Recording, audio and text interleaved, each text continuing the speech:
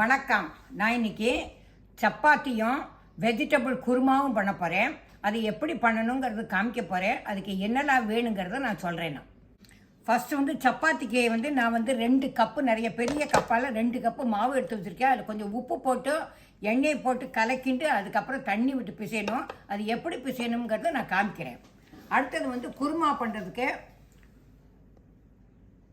First வெங்காயம், அப்புறம் பட்டாணி, கேரட்டு, எல்லா கலர் குடமிளகா, பீன்ஸு, காலிஃப்ளவர், உருளைக்கிழங்கு, இஞ்சி பூண்டு பேஸ்ட்டு, உப்பு, பச்சை மிளகா, கருவேப்பிலை, மிளகா, சில்லி பவுடர், ஜீரகப்பொடி, தனியா பொடி, மஞ்சப்பொடி, அதுக்கப்புறம் எல்லா ஸ்பைசஸ், அப்புறம் பாப்பி சீடு,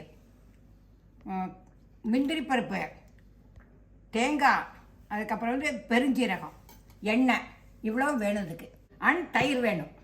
பெரிய கப்பில் 2 கப்பும் கோதுமை மாவு போட்டிருக்கேன். அதில் கொஞ்சம் உப்பு போட்டுக்கணும். இது சப்பாத்தி மாவு பிசைகிறது ரொம்ப ஈஸி.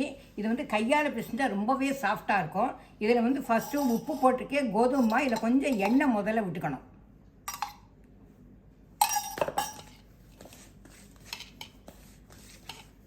இது கொஞ்சம் பிசைனதுக்கப்புறம் இதில் தண்ணி விட்டு பிசைய வேண்டாம். ஒவ்வொருத்தர் கொஞ்சம் வெந்நீர் விட்டு பிசைவா.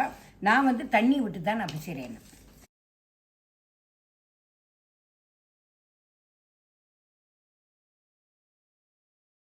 மாவு பிசைஞ்சாச்சு. இப்போ அதில் கொஞ்சம் எண்ணெயை விட்டு கொஞ்ச நேரம் ஒரு 10-20 நிமிஷம் மூடி வைக்கணும். அதுக்கப்புறம் நான் சப்பாத்தி எப்படி பண்ணுறதுன்னு காமிக்கிறேன். நான்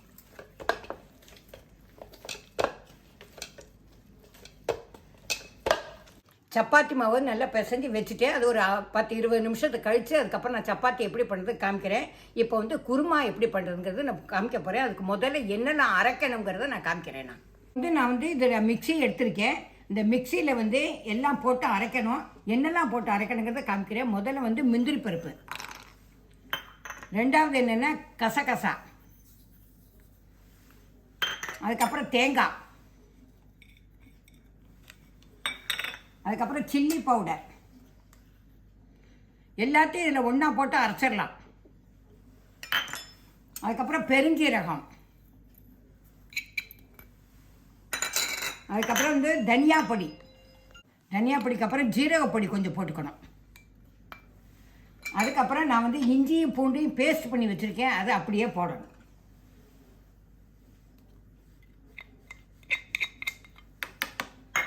அதுக்கப்புறம் லாஸ்ட்டில் தயிர்.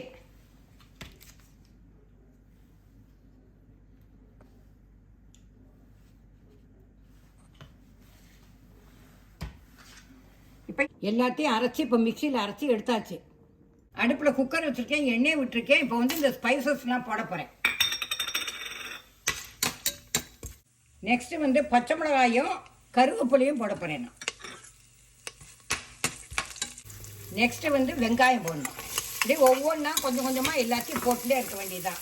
வதக்கணும் அவசியம் இல்லை. இதுக்கப்புறம் அடுத்தது தக்காளி போடுறேன், அடுத்தது உருளைக்கிழங்கு போடுறேன், அதுக்கப்புறம் பட்டாணி, அதுக்கப்புறம் கேரட், பீன்ஸு, கலர்டு குடமிளகா,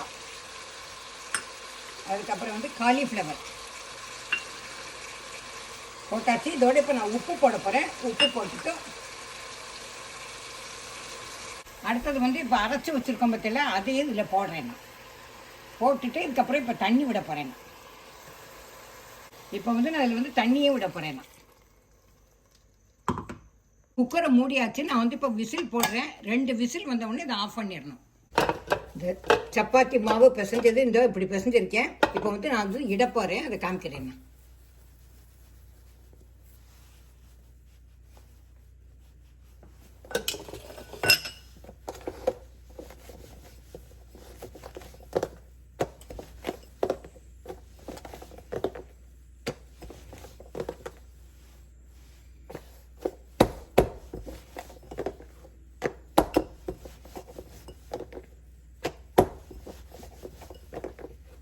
சப்பாத்தி இட்டாச்சு. இதுக்கு கல் காஞ்ச உடனே அந்த தவாவில் போடணும். நான் தவா கொஞ்சம் சூடாகிடுத்து. நான் இப்போ சப்பாத்தியே போட போகிறேன்.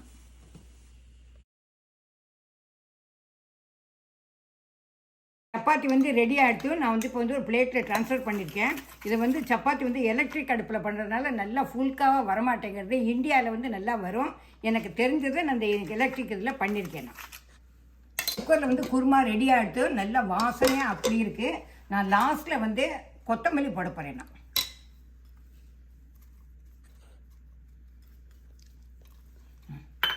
அதுக்கப்புறம் இதில் வந்து கொஞ்சம் பால் விடணும். அதில் விட்டுட்டு கிண்டணும். இப்போ வந்து வெஜிடபிள் குருமா ரெடி ஆகிடுச்சு. இப்போ வந்து சப்பாத்தி ரெடி ஆகிடுச்சு, குருமாவும் ரெடி ஆகிடுச்சு. ஹோட்டல் டேஸ்ட் அவ்வளோ நல்லா இருக்குது. இதை சாப்பிட்டு பார்த்து எப்படி இருக்குங்கிறதுக்கு லைக் பண்ணுங்க, ஷேர் பண்ணுங்க, சப்ஸ்கிரைப் பண்ணுங்க.